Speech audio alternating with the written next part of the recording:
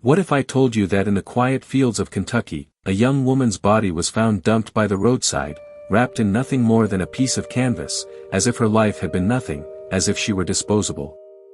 What if I told you that she would lie there nameless for decades, remembered only as tent girl, while her child grew up not knowing what became of her mother? And what if I told you that law enforcement, newspapers, and the very system that should have fought for her, didn't? What if her story nearly disappeared into the soil itself, until one ordinary man with an obsession refused to let her vanish? This is not just another true crime story. This is an American tragedy. A murder that was almost erased, a silence that lasted for decades, and a haunting lesson for us today, about forgotten women, about failures of justice, and about how memory, when kept alive, can fight back against darkness. Imagine it, Kentucky, 1968. The Vietnam War rages on overseas, civil rights are erupting in the streets, America is distracted.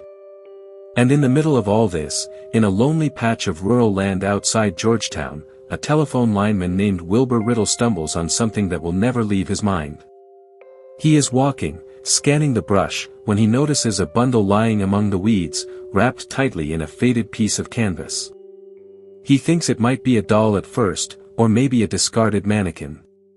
But as he moves closer, the smell hits him. And when he kneels to pull the canvas back, what he finds is not a doll, not a mannequin, no. It's the body of a young woman. A young woman who had been dumped, hidden, discarded like trash. Her hair is still visible, matted, tangled. Her clothing torn. The body shows signs of violence, but there are no documents, no identification, no name. No one to claim her.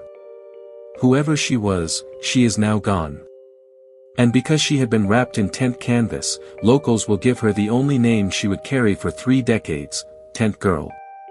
But here's the first cliffhanger, this is where you'd expect the story to move fast. Police sweeping in, detectives piecing together clues, headlines blazing across the nation. A young woman murdered, surely this would spark outrage. Surely justice would come. But it didn't. Instead, she was buried quietly, anonymously, her grave marker reading only, Tent Girl. And in a way, the system buried her story as much as it buried her body. Why? Because she was a woman. Because she was poor.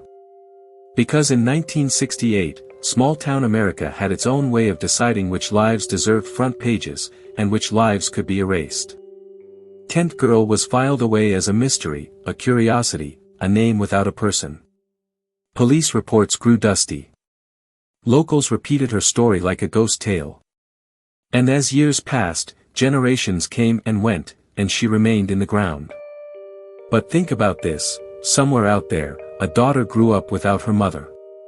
Somewhere, a family set a plate at the table and waited for someone who never came home.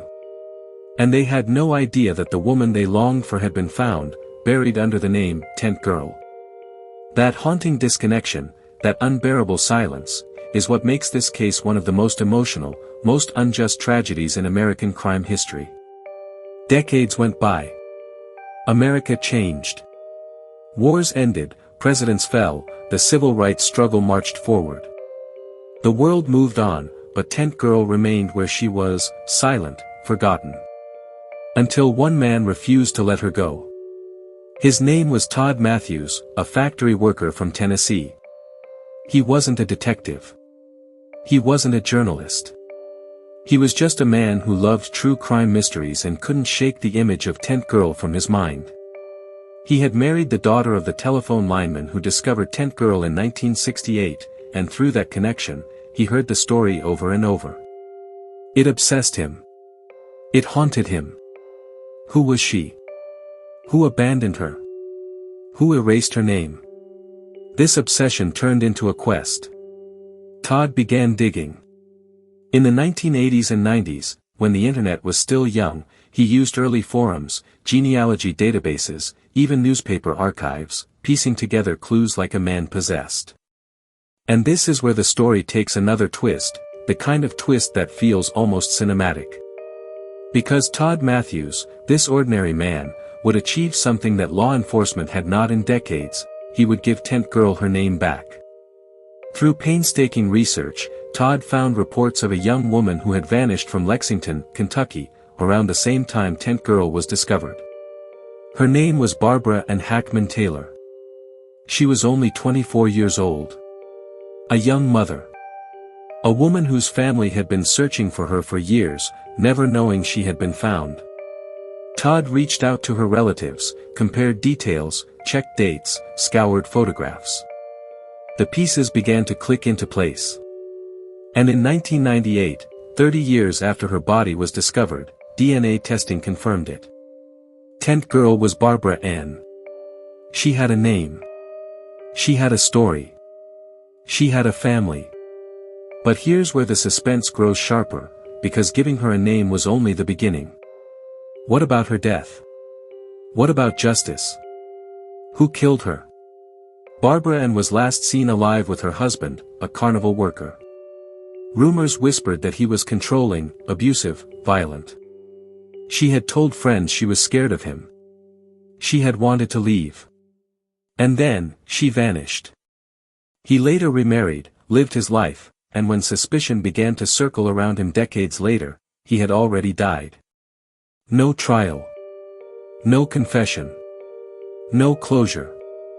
So justice, in a way, was denied. Barbara Ann was identified, yes. Her family could finally mourn properly, yes.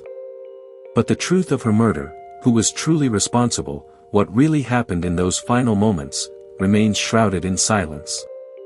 And that silence raises the question we still wrestle with today: how many women, especially poor women, especially women without influence, are discarded, erased, forgotten by the system that promises to protect them? How many voices are still buried under markers that say, unknown, while killers walk free? That's why the story of Tent Girl is not just a cold case from the past. It's a mirror for the present. It forces us to ask, how many Tent Girls are out there right now? How many families are searching for answers while police reports gather dust? How many women vanish into silence because their lives are considered less valuable? And it forces us to face another reality: sometimes, it isn't institutions or governments that bring justice. Sometimes, it's ordinary people, obsessive, determined, relentless, who refuse to let the dead be forgotten. Todd Matthews, a factory worker with no badge, no office, no funding, did more for Tent Girl than an entire system did in 30 years. That fact should shake us. But here's the deeper twist: Tent Girl's story helped inspire a new movement in America. Matthews went on to become involved in founding the Doe Network, an online community dedicated to identifying John and Jane Does. In other words, Barbara Ann's silence created a wave of voices determined to make sure no one else would remain nameless. Her forgotten life became the seed of a movement. And because of that, today, dozens of cold cases have been solved. Still, the lessons burn. Justice delayed is justice denied. A woman's voice silenced is a community's wound. And every time we tell Barbara Ann's story, we resist the erasure that almost consumed her. Think about the imagery: a young woman, abandoned in canvas. A nameless grave marked only with a cruel nickname. A daughter growing up without answers. And decades later, a man scrolling late into the night, refusing to stop searching until he put the pieces together. It's cinematic, yes, but it's also painfully, brutally real. And that's why we tell these stories on Truth for Crime. Not just to shock, not just to entertain, but to demand something better. To demand that America never again lets women be buried nameless. To demand that justice is not selective, not silent, not slow. To demand that memory itself becomes a form of justice when all else fails. Barbara Ann Hackmann Taylor. Not Tent Girl. Not forgotten. Not erased. And so the final cliffhanger is this: if one obsessed man could give back her name, what could we do, together, for the thousands still waiting? Because somewhere, even tonight, in some lonely field in America, another canvas bundle may lie waiting. Another voice may be silenced. Another family may wonder. And history will ask of us, did we tell their story, or did we let them vanish? That's the legacy of Tent Girl. A tragedy wrapped in canvas, but unwrapped by memory. A story America tried to forget, but one we must never allow to be forgotten again.